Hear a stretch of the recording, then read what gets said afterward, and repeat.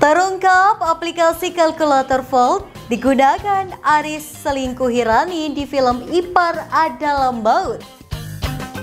Viral, TKW bongkar kehidupan kelam di balik indahnya kerja di kapal pesiar. Kusni Kasdut, Robin Hood ala Indonesia, pejuang kemerdekaan yang berakhir diregu tembak. Elon Musk tambah anak lagi, hasil hubungannya dengan karyawannya.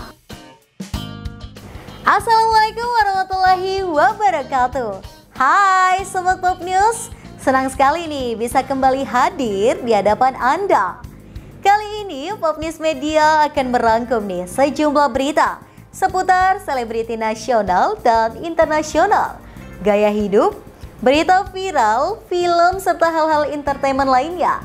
Semua berita ini kami rangkum selama sepekan dalam program Pop Spot. Bersama saya Putri Anju, inilah informasi selengkapnya.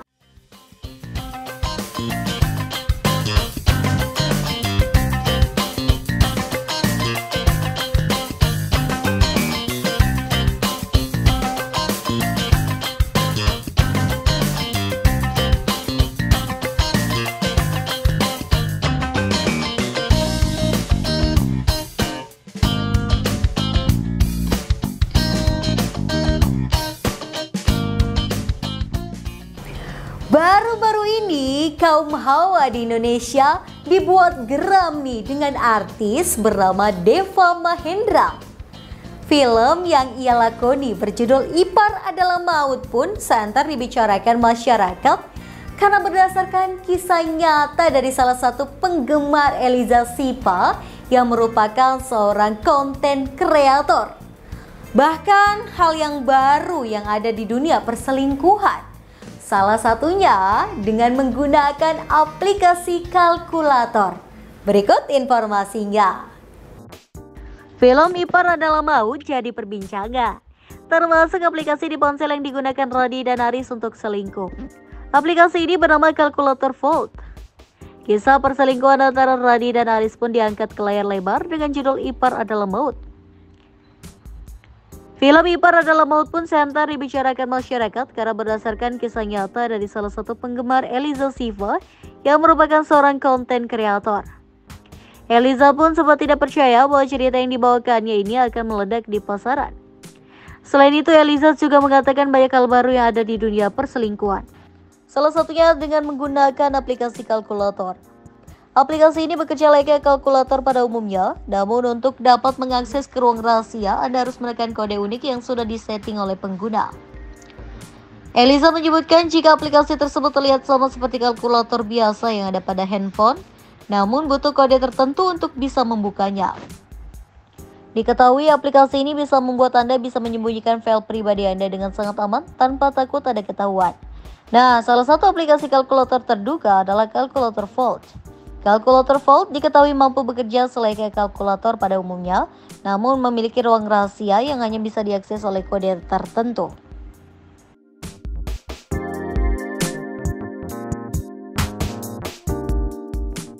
Mbak Nisa sama Aris itu kan dulu ketawanya lewat aplikasi kalkulator, Kak. Jadi mereka itu ternyata nyimpen chatnya, nyimpen fotonya, videonya di aplikasi kalkulator. Jadi ada ini buat semuanya biar pada tahu ya. Jadi ada aplikasi kalkulator. Jadi bentuknya kayak kalkulator biasa gitu. Cuman kita harus masukin mungkin 4 digit kodenya gitu ya. Ada kodenya. Jadi kalau kodenya dimasukin bener itu langsung masuk. Tapi kalau enggak ya udah kayak kalkulator biasa, nggak terjadi apa-apa. Itu habis ini langsung pada banyak iya sih. Itu jadi emang Mbak Nisa dan Aris tuh ramenya juga ceritanya gara-gara itu sih. Aris dan Rani itu kan Rani, Aris dan Rani. Cerdas ya? Iya. Raninya ini tuh cerdas banget. Oh my god. Ini kehidupan asli Nisa, Aris, dan Rani yang sekarang. Sekarang kehidupan mereka bertiga gimana? Siapa? Bertiga tuh siapa? Nisa, Rani, dan Aris.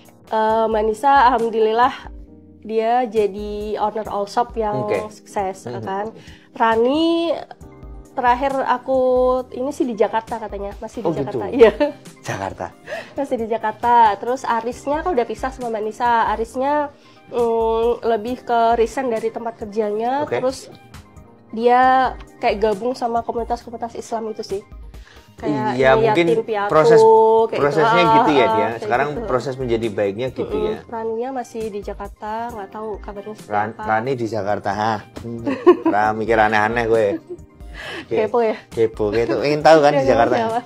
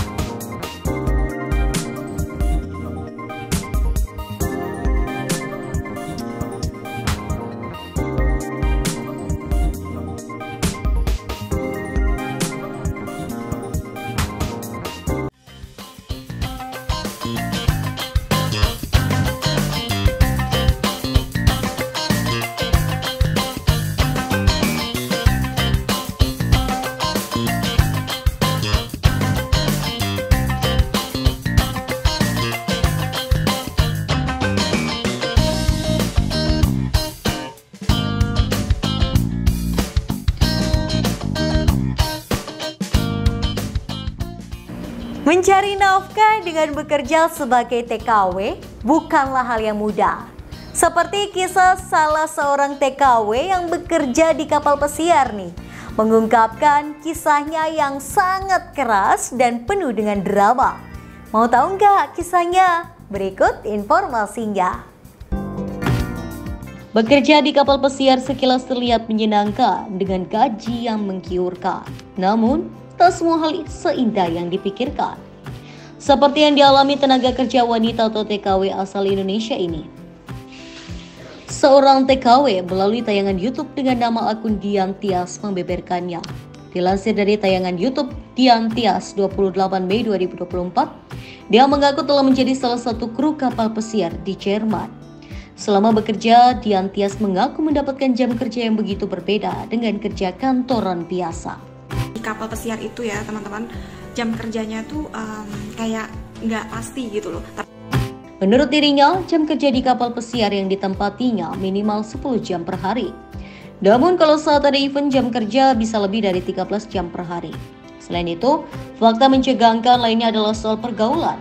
Di dalam kapal pesiar menurut Dian Tias, pergaulannya begitu bebas. Bahkan gonta-ganti pasangan hal yang biasa di dalam kapal pesiar. Menurut Tian, banyak dari seniornya menilai jika menjadi pelaut wanita cepat naik pangkat. Terus gampang naik pangkatnya karena yaitu punya link atau kalian bisa deketin bos kayak gitu. Jadi itu image kalau yang aku rasain waktu aku kontrak pertama. Jadi seniorku tuh kayak mandang nanti aku bakalan naik cepet asal mau pacaran atau deket sama bos atasan. Itu bakalan itu tuh kata-kata itu aku inget-inget dari awal aku kontrak pertama sampai sekarang. Fakta ini tentu menjadi hal yang belum diketahui oleh banyak orang awam. Selain itu menurut Dian Tias, kerja di kapal pesiar juga banyak drama. Drama dalam dunia kerja memang hal yang kerap dijumpai dimanapun. Namun ada satu hal yang membuat orang harus berpikir dua kali untuk bekerja di kapal pesiar. Menurut Dian Tias, di kapal pesiar tingkat kriminalitas pun cukup tinggi.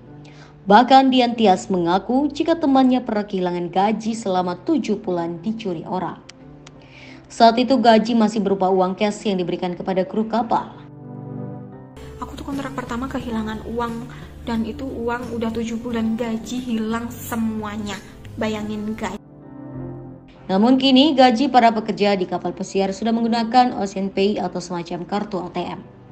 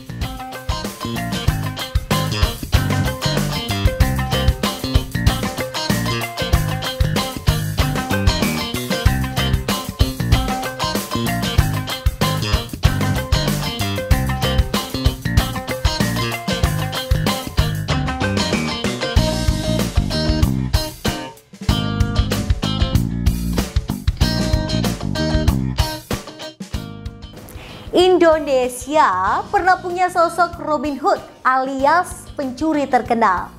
Sebelum menjadi Robin Hood, sosok pencuri ini adalah pejuang kemerdekaan Indonesia melawan Belanda. Namanya adalah Kusni Kasdut. Bagaimanakah kisah perjuangan dirinya selama menjadi pejuang kemerdekaan? Berikut informasi selengkapnya. Indonesia pernah punya sosok Robin Hood alias pencuri terkenal. Sebelum menjadi Robin Hood, sosok pencuri ini adalah pejuang kemerdekaan Indonesia melawan Belanda. Namanya adalah Kusni Kasdut. Kusni Kasdut berubah menjadi penjahat usai perang kemerdekaan. Dari semula pahlawan, Kasdut kemudian dikenal sebagai penjahat legendaris di Indonesia. Kasdut awalnya adalah pejuang kemerdekaan, sebagaimana diceritakan James Siegel dalam Penjahat Gaya Orde Baru, Eksplorasi Kejahatan Politik dan Kejahatan 2000, Kasdut pernah ditembak dan dipenjara oleh Belanda. Dia sama sekali tak menyesal dan rela melakukan itu untuk Indonesia. Namun, saat perang selesai, dia tak seperti mayoritas pejuang lain yang menjadi TNI. Alih-alih mengabdi kepada negara, Kasdut lebih memilih menjadi rakyat biasa. Setidaknya ada dua versi soal alasan Kasdut mengambil langkah berbeda.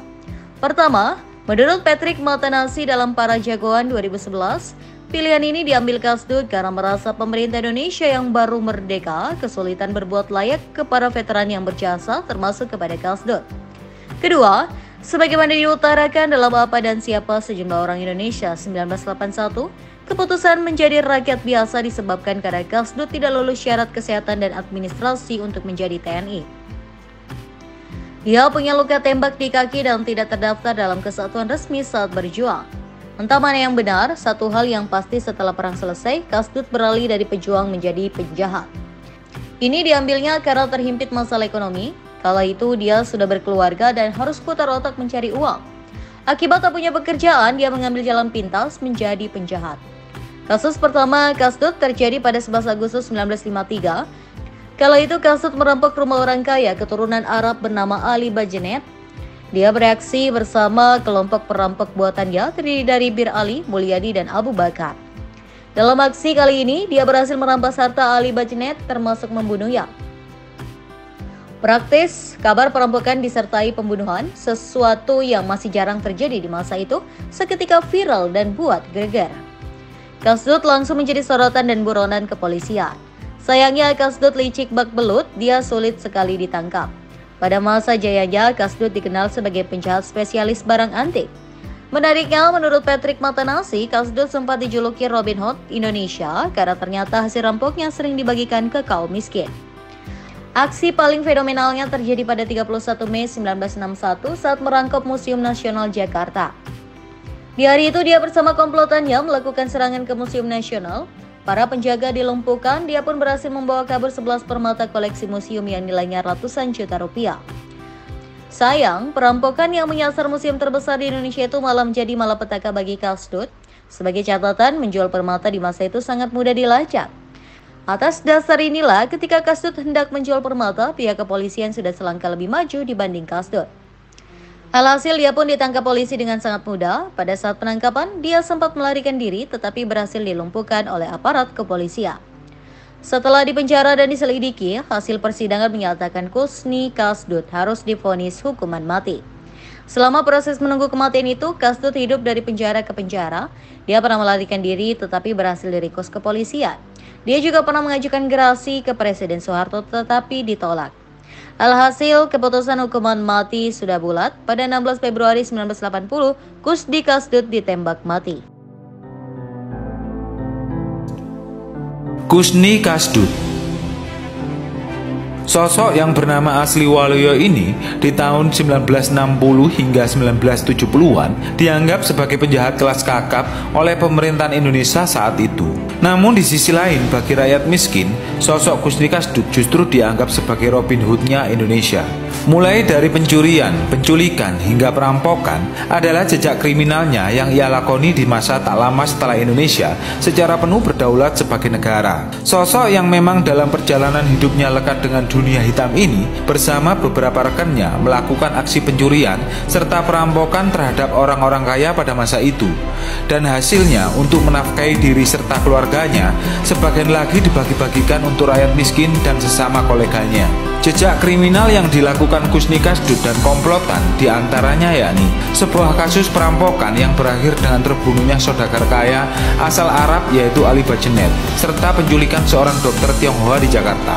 Namun dari sekian kejahatan kriminalnya yang paling fenomenal dan kemudian menjadikan dirinya sebagai buronan nomor 1 yakni aksi perampokan yang ia lakukan bersama komplotannya di Museum Nasional Jakarta pada 30 Mei 1963. Kusni Kasdut bersama komplotannya berhasil membawa lari beberapa perhiasan emas dan 11 butir berlian senilai 2,5 miliar, sebuah nominal yang tentu saja fantastis pada masa itu.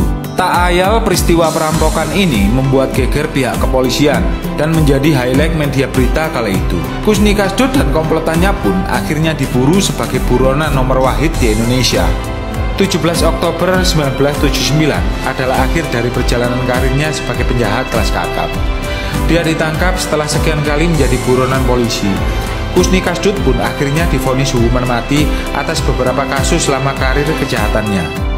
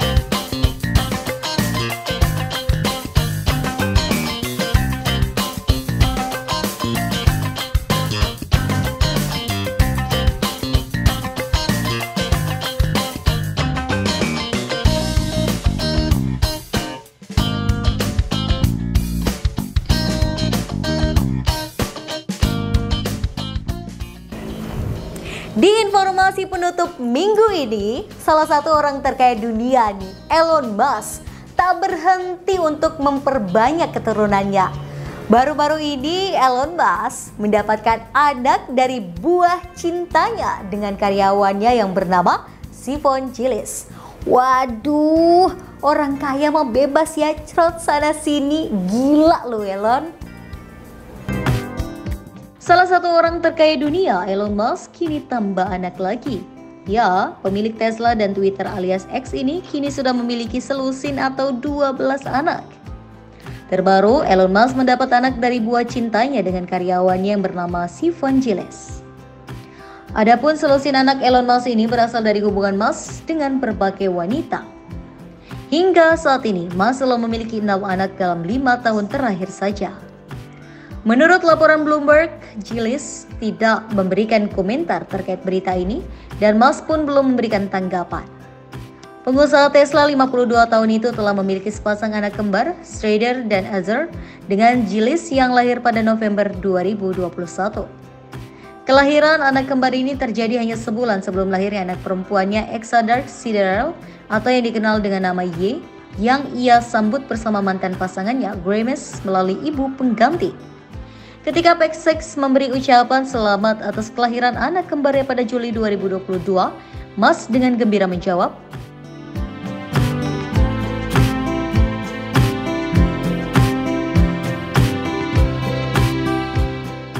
ia kemudian menambahkan bahwa ia ingin memiliki sebanyak mungkin anak yang bisa ia habiskan waktu bersama dan menjadi ayah yang baik. Dalam cuitannya pada tahun 2022, Musk juga menyatakan tentang alasannya untuk memiliki banyak anak. Musk cukup cemas dengan penurunan angka kelahiran adalah bahaya terbesar yang dihadapi peradaban saat ini. Sentimen ini menunjukkan pandangan Musk yang sangat pro-natalitas, yaitu upaya meningkatkan angka kelahiran untuk mencegah krisis populasi di masa depan. Selain anak-anak dari Gillis dan Grimes, Musk juga berbagi anak-anak lain dengan mantan istrinya Justin Musk. Mereka memiliki sepasang anak kembar, Griffin and Vivian, yang lahir pada tahun 2004, serta anak kembar 3, Kay, Saxon, dan Damian yang lahir pada tahun 2006. Pasangan ini juga memiliki anak tertua, Nevada, yang sayangnya meninggal pada usia 10 minggu akibat sindrom kematian bayi mendadak atau SIDS pada tahun 2002. Meskipun terlibat dalam sengketa hak asuh yang rumit dengan Grimes, Musk tetap aktif dalam kehidupan anak-anaknya. Ia sering membawa putranya yang berusia 4 tahun ke berbagai acara besar seperti Super Bowl di Las Vegas, pabrik Tesla di Jerman, dan Champs-Élysées Festival di Prancis.